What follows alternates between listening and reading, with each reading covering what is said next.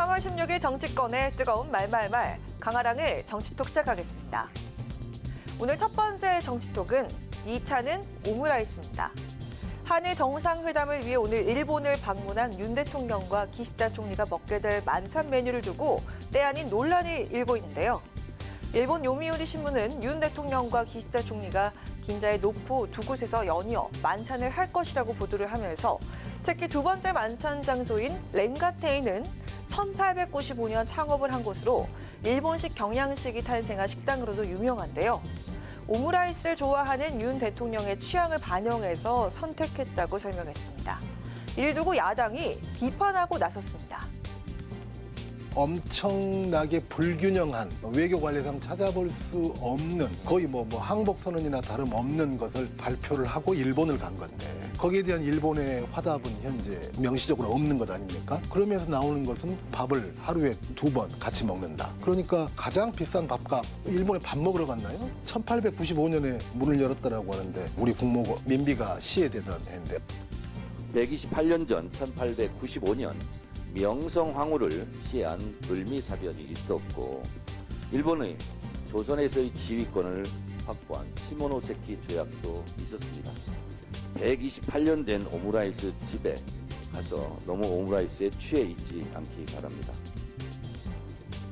추미애 전 장관 역시도 만찬이 예정된 식당에 대해서 관동 대지진 학살지에서 20분 거리에 위치한 곳이라면서 돈가스가 목에 걸리지 않으시겠냐면서 윤 대통령을 직격했습니다.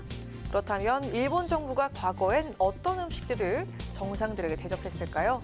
지난 2014년 일본을 찾은 오바마 미국 대통령에겐 생선 초밥을, 지난 2019년 트럼프 대통령 부부와는 일본식 선술집을 함께 찾기도 했습니다. 음식은 국제관계 발전을 위한 가장 오래된 외교 도구이기도 한데요.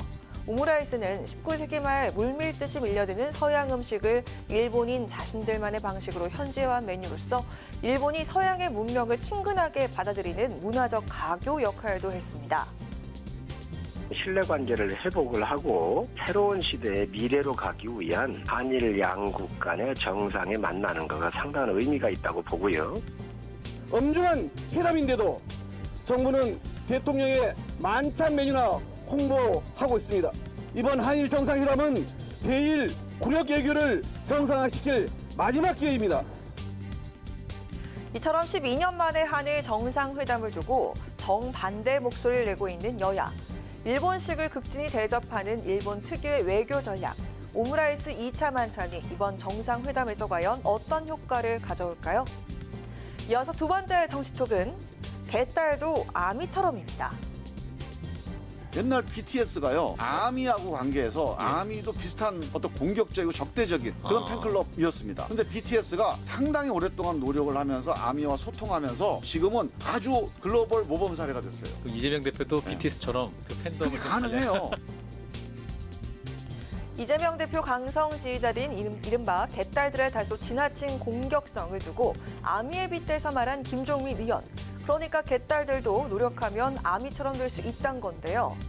최근 이재명 대표의 자제 요구에도 비명계 의원들의 지역 사무실 앞에서 이렇듯 트럭 시위까지 벌인 개딸들. 이에 이 대표는 제발 하지 말아달라면서 재차 당부를 하기도 했습니다. 한편 민주당 혁신위가 이재명 방탄용이란 비판을 받아왔던 당원 80조를 아예 삭제하는 방안을 검토 중인 것으로 전해지고 있습니다. 비명계에선 즉시 반발이 터져나왔고요. 반면 지도부에선 긍정적이지만 시기의 문제를 거론했습니다. 안일된 굴뚝에서 연기 나겠나. 당 내부에도 신뢰관계가 지금 많이 훼손된 상태입니다. 네, 이런 게 실제로 논의가 된다면 찬성이세요, 반대세요? 아유, 내로남불이죠. 일리도 있다고 보이고 당원들은 강력하게 요구하고 있고 일부 의원들은 그걸 반대하고 있는 입장이다 보니까 지도부 입장에서는 이 부분에 대해서는 신중하게 검토하고 충분하게 토의를 해야 되는데 지금 시점은 아니지 않은가. 개딸의 활약을 비롯해서 민주당 혁신위의 당원 80조 삭제 움직임까지 이재명 대표의 기소를 대비한 사전 차단에 나선 것이냐 비판이 이어지고 있는 가운데 내홍 수습에 한창인 민주당의 현재 상황 좀 더 관심 있게 지켜봐야겠습니다. 지금까지 강아랑의 정치톡이었습니다.